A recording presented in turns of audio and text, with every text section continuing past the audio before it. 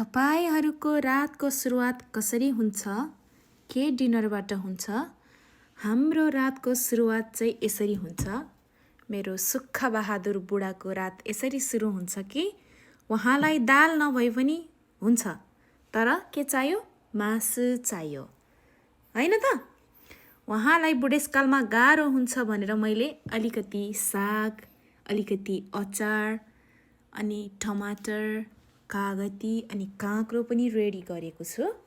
घिउ हालिदिनुपर्छ झैँ गरेर। दाल पर्दैन? मलाई दाल पर्दैन बुढी। सुक्खा पकाए हुन्छ।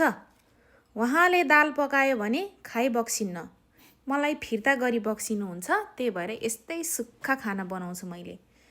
हजुरहरूले प्रायः नै भएको हुन्छ है। अनि खालि मासुसँग एक थरी खाना अनि सक्यो। ल केही पनि चाहिँदैन। गोलभेडा खानु त? गोलभेडाबाट सुरुवात गर्नुहोस् त ल। हजुरको फेभरेट।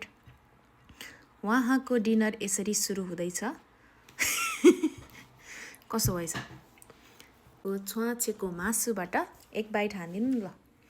अनि उहाँलाई गाह्रो नहोस् भनेर यता दही पनि रेडी गरिदिएको छु मैले।